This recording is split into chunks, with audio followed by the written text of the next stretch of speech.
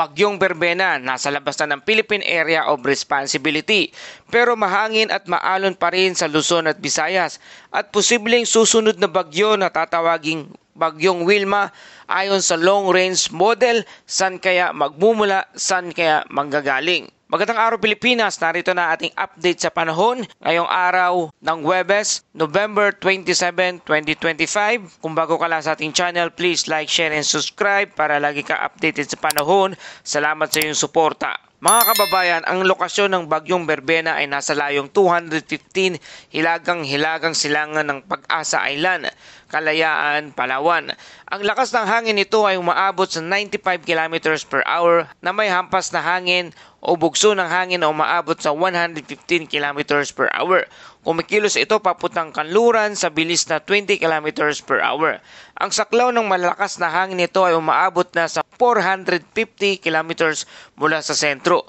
Mga kababayan, nasa labas na ng Philippine Area of Responsibility ang Bagyong Berbena. Pero dala pa rin ito ang mahangin at maalon na kondisyon lalo na sa mga baybaying dagat at sa bundok malapit sa bagyo. Kaya naman nakataas pa rin ang signal number 1 sa lugar ng Calayan Island na may hangin na 39 to 61 km per hour. At posibleng epekto nito ay minimal hanggang minor impact na mapanganib sa buhay at ari-arian. Kung kayo ay nasa Calayan Island, tiyaking nakaayos ang mga panlabas na gamit sa bahay at maging maingat sa malakas na hangin dala ng Bagyong Berbena. Dahil sa northeast monsoon at Bagyong Berbena, panakanakang ulan at mahangin. Apektadong lugar ngayon ay Ilocos Region, Cordillera, Cagayan Valley, Central Luzon, Metro Manila, Calabarzon, Occidental Mindoro at Palawan.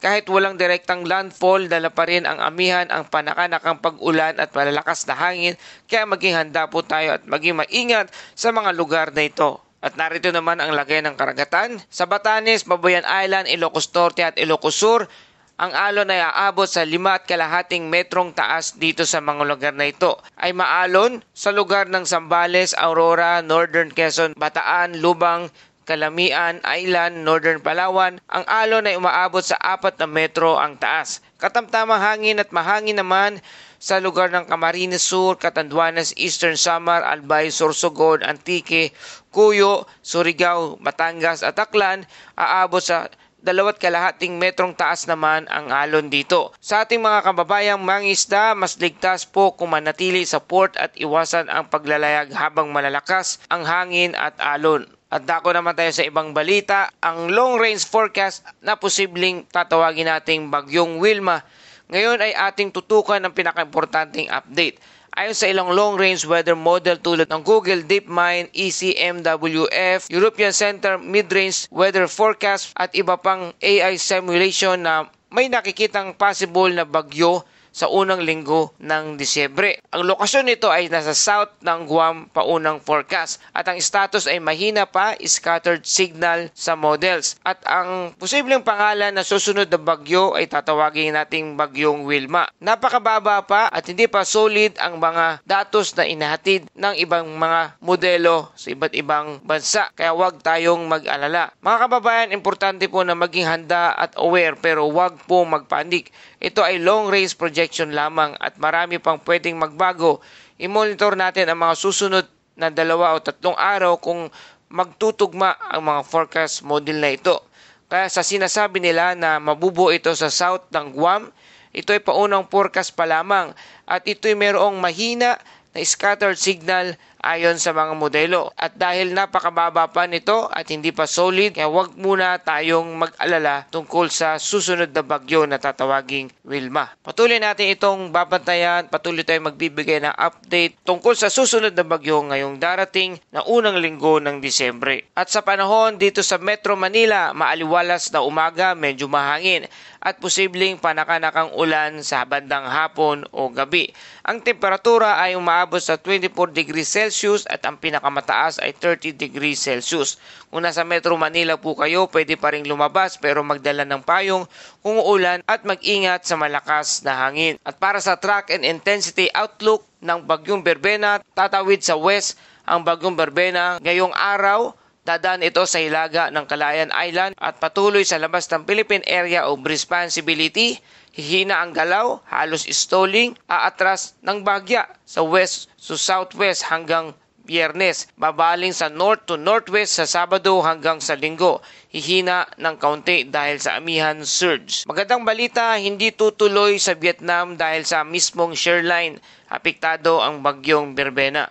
Hindi rin babalik sa Pilipinas pero magbantay sa panakanakang ulan sa Silangang Luzon, tuloy-tuloy na ulan sa Cagayan at Isabela at mahangin at maalon hanggang weekend. Posibleng gagandang kondisyon sa Sabado at Linggo pag humina ang shoreline. Mga kababayan, napakaganda ng timing ng amihan surge ngayon. Habang humihila sa Berbena pa west, nagduduplicate ang hangin sa Luzon.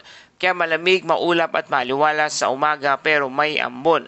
Malinaw ang pattern ng bagyong Berbena enhanced the amihan, not the other way around. Kaya ramdam natin ang lakas ng hangin kahit napakalayo niya. Kaya naman maulap na may ambon, malakas ang amihang hangin at possible drizzle sa Quezon City at Camanaba na mayroong temperature na 23 to 29 degrees Celsius. Medyo malamig sa madaling araw at ang hangin ay malakas sa bandang Rojas Boulevard and SLEX flyover.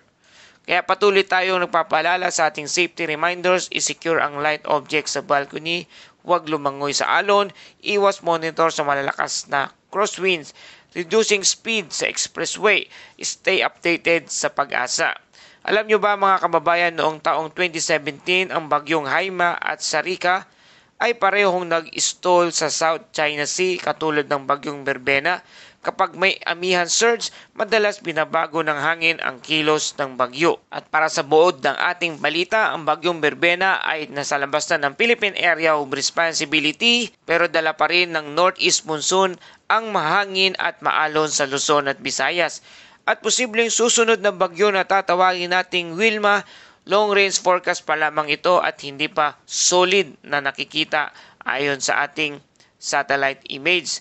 Metro Manila, panakanakang ulan at maaliwalas na umaga at medyo malakas ang hangin, lalo na sa Rojas Boulevard. At para sa ating Bible verse of the day, mula sa Psalms 46 verse 1, ang Diyos ang ating kanlungan at kalakasan, handang saklolo sa oras ng kagipitan. Mga kababayan, maraming salamat po sa ating mga kababayang nasa ibang bansa, sa mga OFWs, sa buong mundo. Salamat sa inyong patuloy na pagtangkilik at pagtutok dito sa ating channel na Pilipinas Weather Ngayon. At ganoon din sa ating mga local subscriber na patuloy na sumusubaybay sa ating ulat. Mabuhay po kayo. Maraming salamat sa inyong suporta. Ito ang Pilipinas Weather Ngayon na nagpapaalala, mag-ihanda, mag-iligtas, mag-alerto. Ingat tayong lahat.